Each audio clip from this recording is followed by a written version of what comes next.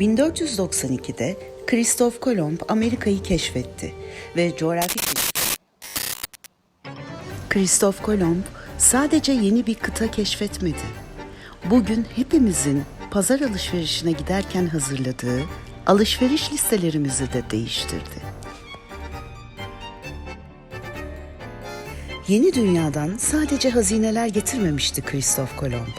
O, bugün mutfağımızın temelini oluşturan görünmez hazineleri de getirdi.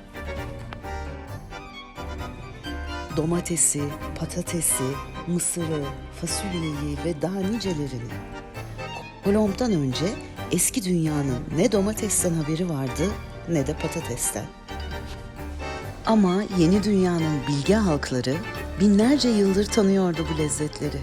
Onlar 3 kız kardeş diyorlardı. Mısır, kabak ve fasulyeye. Üçü birlikte ekilirdi Maya topraklarında. Mısır yükselirken fasulyeye dayanak olur, fasulye toprağa bıraktığı azotla hepsini besler. Kabaksa yapraklarıyla toprağı örter ve nemi korurdu. Yeni dünyanın insanları çoktan doğayla sessiz bir anlaşma yapmıştı. Bu sadece bir tarım yöntemi değildi, doğayla kurulan eski bir ittifaktı. Mayalar, Mısır'ı yaratılışın özü sayar, ekim zamanını takvimle belirler, hasat zamanı toprağa teşekkür ederdi. İnkalar, Mısır'ı dağların yüreğinde büyütür, onu yalnızca besin değil, kutsal bir emanet sayardı. Yani bu tarım sistemi sadece pratik değil, aynı zamanda kutsaldı. İlginç olan şu ki, bu yetiştirme yöntemi sürdürülebilir tarımın kadim reçetesiydi. Bu 3 kız kardeş size aşina geldi mi? Evet, Türkiye'nin kuzeydoğusunda, Karadeniz'in yamaçlarında hala böyle ekiliyorlar. Aynı mısır, aynı fasulye, aynı kabak, aynı yöntem. Binlerce yıl, binlerce kilometre, aynı toprağa, aynı sevgiyle. Birbirlerini büyüten bu 3 kız kardeş ve akrabaları bir gün sandıklara saklanıp gemilere bindiler. Yüzlerce yıl boyunca gökyüzüne yükseldikleri topraklardan kopup dalgaların sırtında bilinmeyene doğru bir yolculuğa çıktılar. Önce tereddütle karşılandılar, zehirli sanıldılar, baş köşeye oturtulmadılar. Onlar da beklediler. Zamanla usul usul toprağın kokusuna, herkesin mutfağına karıştılar. Ve bir gün Anadolu'nun zeytinyağlı tenceresine düşüp yepyeni bir ses verdiler o eski ezgiye. 17. yüzyılda artık 3 kız kardeş ve diğerlerinin Anadolu'ya geldiği zaman. Zeytinyağı onların dilini çözmüştü. Onları bu coğrafyanın ruhuna katıyordu yavaş yavaş. Kolomb'un torbasından çıkanlarla 100'den fazla özgün Türk yemeği doğdu mutfağımızda. Ana vatanlarında tencerede hiç pişirilmemiş bu yeni yiyecekler artık zeytinyağı ile tencerede buluşuyor ve geleneksel Türk mutfağının yaz yemeklerine imzasını atıyordu. Sıcak olarak da, sos olarak da onlarca çeşit Türk yemeğini oluşturuyorlardı. Sıcak günlerin soğuk yenilen serinletici ve geleneksel en sevilen yemeklerinden zeytinyağlı fasulye yapalım mı şimdi? Yanına bir de karpuz kestik mi mükellef bir sofra oldu demektir.